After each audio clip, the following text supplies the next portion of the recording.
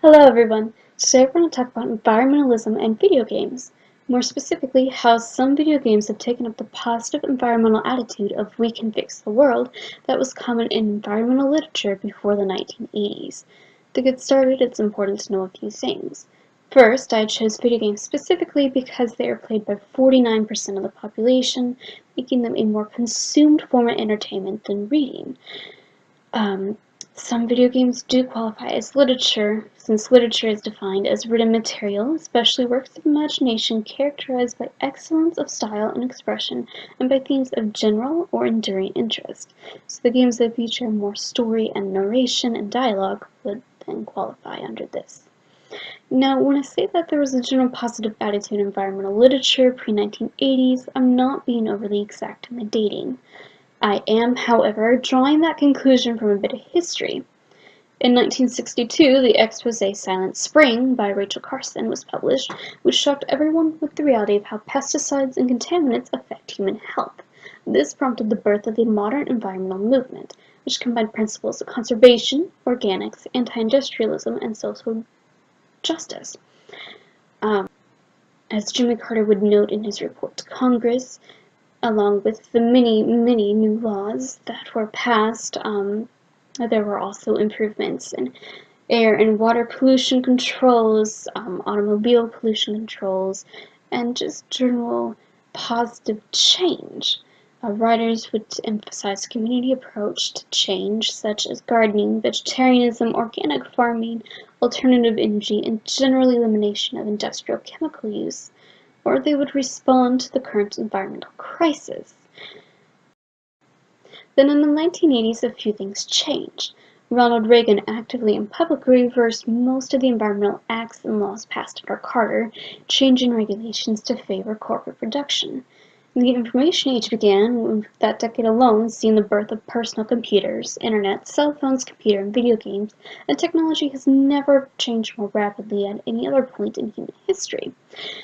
Now, environmental literature began to take on a much more fatalistic tone then, including the rather infamous and inconvenient truth. Writers and scientists alike began to tout the rapidly dying environment, inevitable mass destruction, cataclysmic climate change, and general death, doom, and destruction which cannot be averted but might be delayed. Now, as you can imagine, some of the backlash came over this rapid change. Kalle wrote that the last couple of centuries have marked such a radical transition in human lifestyle. We've gone from living in the natural world to living in a manufactured one. The generations alive today are the first to have had their lives shaped almost entirely by the electronic mass media environment. Most of us are now fully detached from the natural world. Still other writers would note how children would now prefer to be inside playing video games than outside enjoying nature. They felt that this was a very clear sign of the dangers of becoming so wrapped up in electronics like video games that you forget that there is actually a world around you and how it works. But video games can contain a good bit of education about the world around us. In the popular game Minecraft, one can learn the basics of agriculture. To survive, you have to farm and to grow wheat. For example, you have to build a hoe, cut grass to get seeds, and plant the seeds in ground with sufficient irrigation and sunlight. In Nintendo's popular series Animal Crossing, players can learn more about entomology and pescatology in-game than in a college biology class. The developers went above and beyond, reproducing the look of insects, arachnids, cephalopods, reptiles, amphibians, fish, and various bits of marine life. You learn details about habitats, various bonus facts, and in the case of insects, here the actual sound bug makes, as each world insect was recorded and paired with its virtual counterpart. Now, as for providing a total disconnect with the outside world, some games force players to travel to real-world locations. The recent phenomenon of Pokemon Go, for example, in order to progress in the game, a player would have to walk around and visit actual locations in the outside world, and many players actually reported that for the first time they noticed the city that they were in. They were forced to walk around, and thus they began to see it. A similar vein is a game called Geocaching, in which has been out for 17 years now and functions like a real live treasure hunt in which players are given GPS coordinates of various locations around the world. These locations have to be placed in a publicly accessible area, and so many of them are in parks, like state and national parks. So it doesn't take long before players realize that in order to continue playing the game, or for anyone else to be able to play the game, they need to actively take part in conserving and preserving natural areas like state parks and local parks, as well as cleaning up the trails that you use to get to them. Now, on a more console note, some games actually focus on environmental disasters. Some games make their connection to ecological disasters very obvious. For example, the games Super Mario Sunshine and the Epic Mickey series, for example, both can be considered analogies to an oil spill. Both games feature the protagonist either being the direct cause of a thick, oily-like substance that's destroying your world, or the one tasked with cleaning it up. In Super Mario Sunshine, of course, this is going to happen by the end of the game, but in the Epic Mickey series, you actually have to come back in a second game because your efforts from the first game were not enough to magically fix everything. When you get back there, you find that roads are still broken, people are still missing, buildings are still destroyed, and it's going to take a lot more than just the initial cleanup effort to restore things to the pre-disaster state. Of course, in both games, you get a magic paintbrush to help clean things up, and that's not exactly how it works in real life. But it is an easy way for people to understand how something like an oil spill can directly impact so many vastly different things, from traffic to human or other creatures' health, to the stability of infrastructure, to scaring away wildlife. And by playing these games as the person cleaning it up, they develop an empathy and a desire to help fix things that they may or may not have been directly the cause of, but are directly affecting either them or those they love. In still other games, the ecological disaster isn't always so clear-cut and defined. For example, in the perennially popular Kingdom Hearts series, your world is under attack by a substance, an ecological disaster that is literally ripping apart the fabric of time, matter, and space.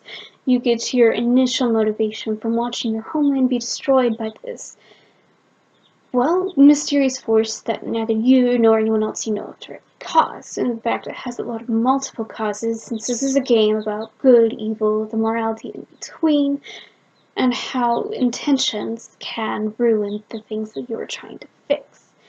Now, for the entirety of the series, you travel around 2 different planets, each their own self-contained world, featuring Disney characters, and you're tasked with helping the locals there not only put a plug in the immediate disaster, but find ways to overcome and prevent the disaster from either returning or becoming worse than it currently is. In this case, you're not only developing empathy for people who are vastly different from you and come from completely different cultures and have different abilities, you're also developing a sense of a larger eco-awareness that disasters that can kill us all, like climate change, may not always have a direct cause or a simple solution, but you do understand that the efforts of every single person you can get help make things better as a whole.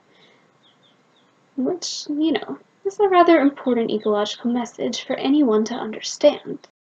Of course, the sad truth of the matter is that no matter if a disaster is easily understood and caused, like an oil spill, or is an overarching disaster that has multiple causes, like the destruction of everything we know, in human history, sometimes in the past and sometimes currently ongoing, there are large disasters that have already happened and we have had to adapt to or are going to have to adapt to in the future.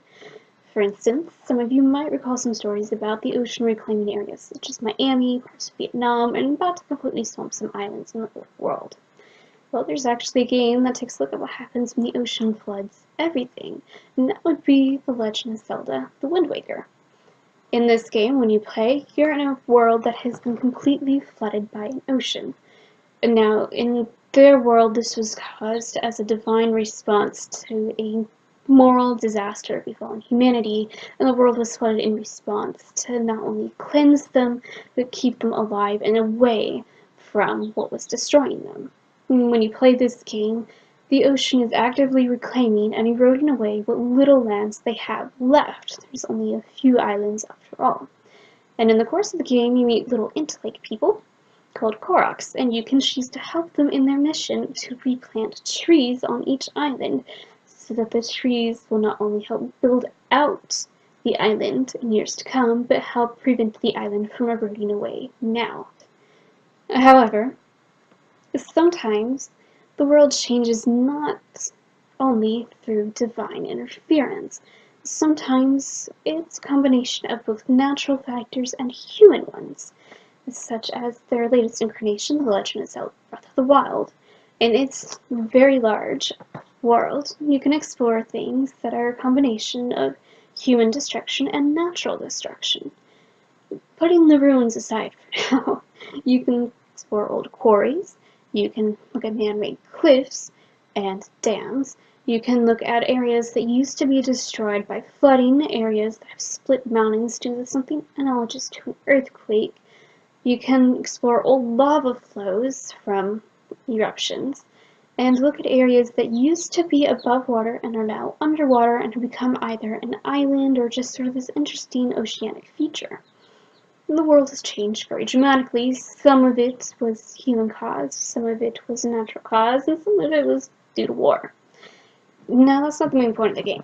The main point of the game is not understanding how this little elf-like guy can change the world, because it's impossible for any one person or thing to do that, but rather looking at how that single person takes the history of the disasters and helps everyone else to move on.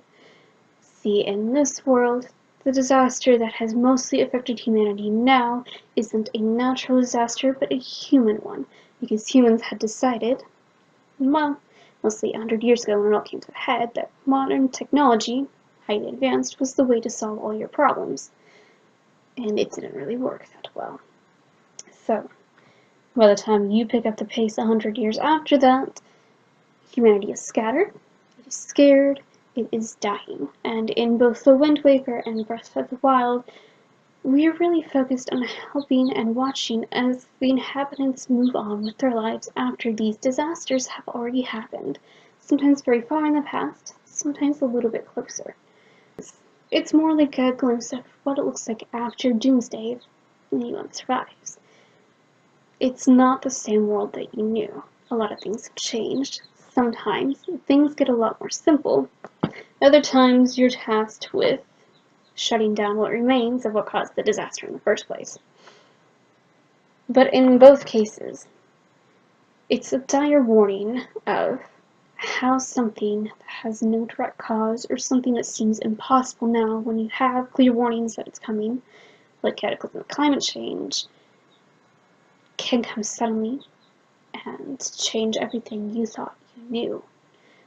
So you're not only developing empathy for those who are trying to move on or reclaim land from their ocean, you're also developing a sense of urgency in that in order to prevent a world like these, we need to do something now.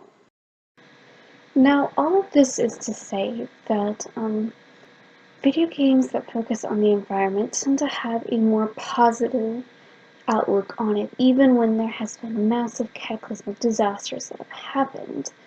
These games are basically built on hope, rather like rebellion.